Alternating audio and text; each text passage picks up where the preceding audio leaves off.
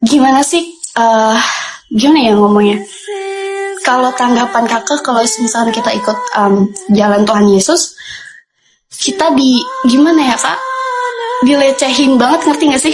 Ya, jadi apa yang Yesus ajarkan begini, berdoalah kepada orang-orang yang menganiaya kamu, jangan membalas kejahatan dengan kejahatan, kasihilah sesama manusia, bahkan orang yang memusuhi kita sekalipun.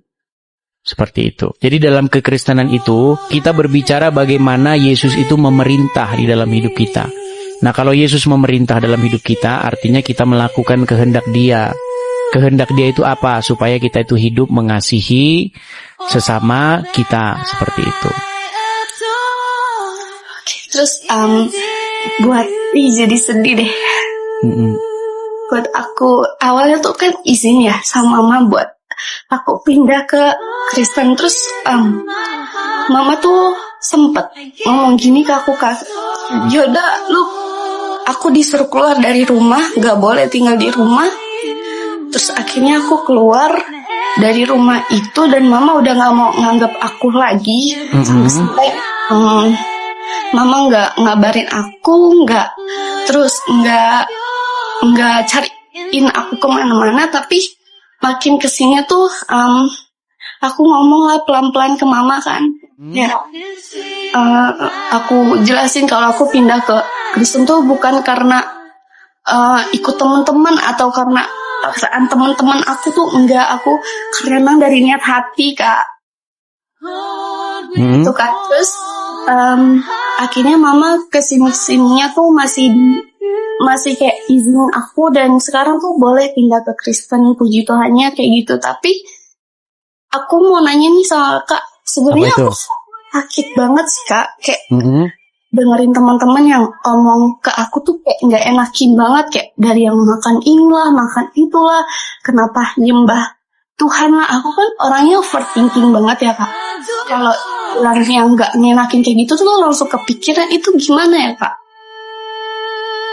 Ya, seperti itu tadi. Intinya, kalau kita belajar hidup mengasihi, kita tidak perlu membalas apa yang mereka lakukan. Seperti itu. Intinya bagaimana kita menjadikan Yesus itu sebagai sosok yang mengendalikan hidup kita. Walaupun mereka berkata apapun, tetap kita menunjukkan atau membalas sesuatu yang mereka perbuat itu, yang jahat itu tetap dengan yang baik. Seperti itu. Oke. Kira-kira kakak ada dukungan gak ya buat aku kayak kalau gitu bisa misalnya di gereja atau bagaimana begitu? Gimana Kak? Bisa mungkin mendatangi gereja yang terdekat, gabung dengan komunitas-komunitas Kristen yang lain. Banyak juga orang-orang Kristen yang tidak mencerminkan ajaran Kristus banyak, tetapi gabunglah dengan komunitas-komunitas yang sungguh-sungguh menjalankan apa yang diajarkan oleh Tuhan Yesus seperti itu. Tapi saya cuma pengen tahu nih, alasan meninggalkan Islam itu apa sebenarnya? Tapi aku kalau ngomong gitu nanti dihujat. Nah iya, tapi oke lah, mungkin kita gini, masalahnya saya ini harus pergi. Jadi mungkin besok, makanya follow aja, besok bisa kita lanjut lagi ya. Nah, atau nanti banyak kesaksian-kesaksian di room-room Kristen yang lain, boleh mampir-mampir aja cerita-cerita.